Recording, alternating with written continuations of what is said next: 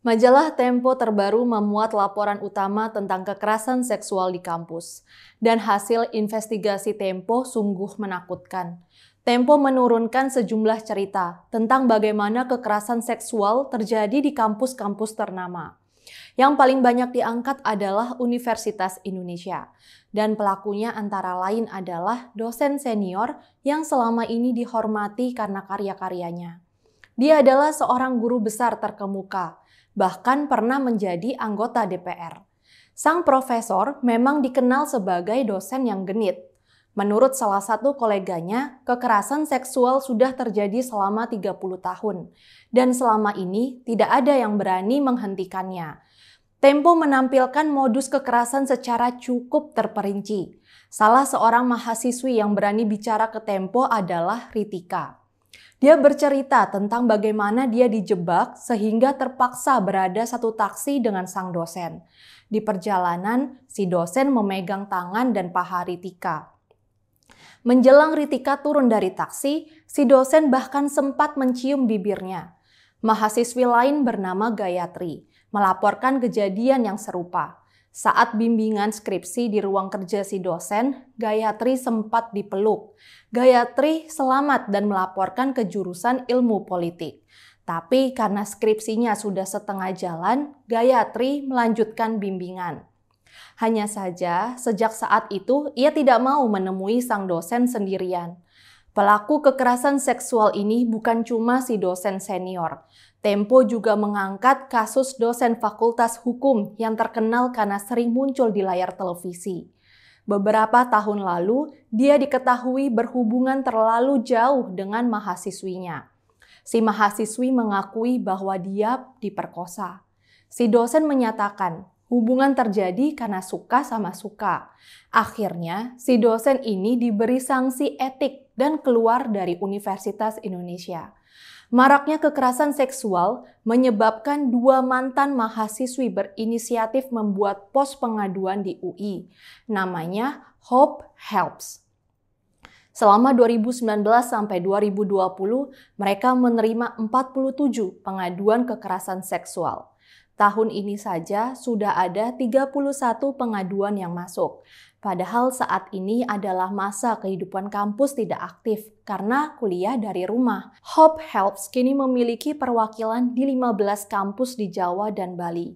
Begitu juga sekarang menyebar kisah tentang dosen yang terpilih sebagai salah seorang dekan di UI.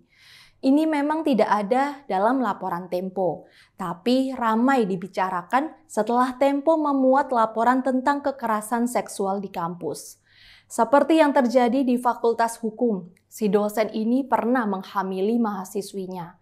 Kasusnya bahkan sampai sudah sempat dilaporkan ke Hope Helps, tapi belakangan si pelapor menarik pengaduannya, dan kini si dekan melenggang menjadi dekan. Yang dilaporkan Tempo bukan cuma UI, ada juga UGM dan Universitas Multimedia Nusantara. Hope Helps di UGM tahun ini sudah menerima 12 pengaduan kekerasan seksual. Di sana juga sudah diluncurkan peraturan khusus untuk menangani kekerasan seksual. Di UMN, kasus-kasus kekerasan seksual ini bahkan terbongkar gara-gara tugas akhir 4 mahasiswi jurnalistik. Berkat tulisan mereka, seorang dosen yang diketahui sering bertindak tak senonoh diberhentikan. Laporan Tempo ini menjadi sangat penting karena adanya kontroversi Peraturan Menteri Pendidikan Nomor 30 Tahun 2021.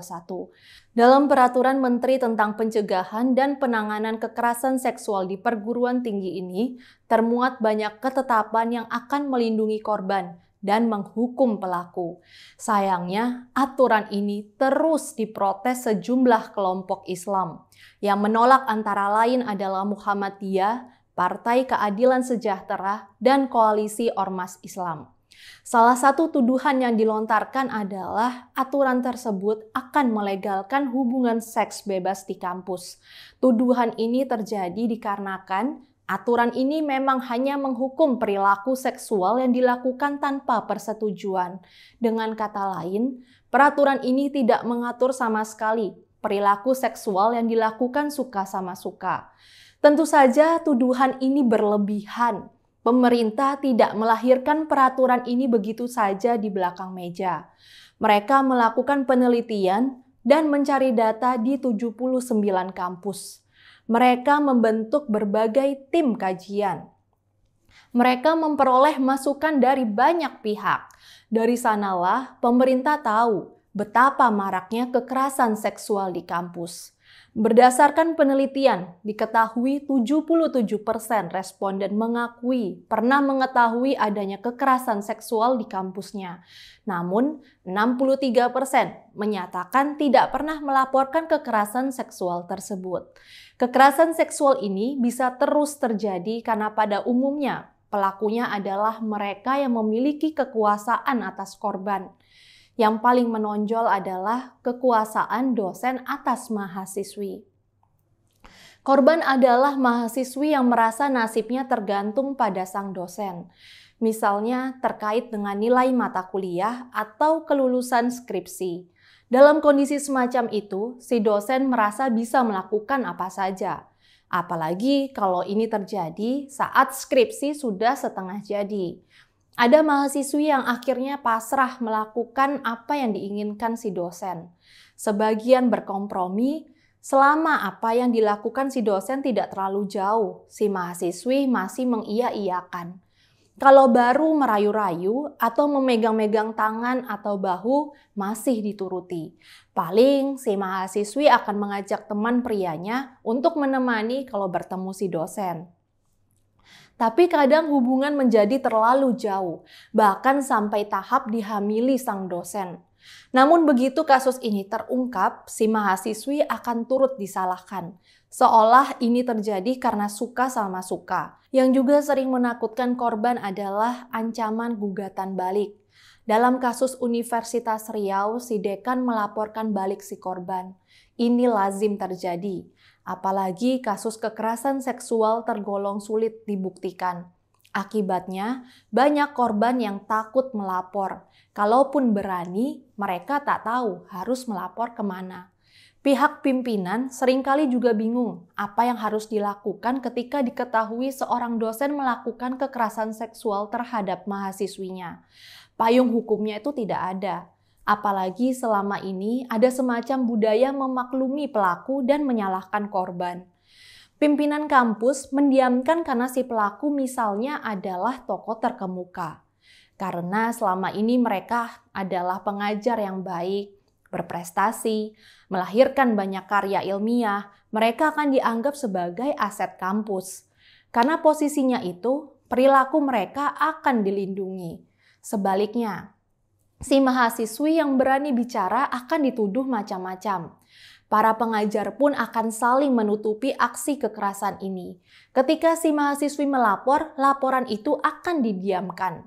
Mungkin jadinya berhenti di desas-desus, tapi kemudian tidak ditindaklanjuti.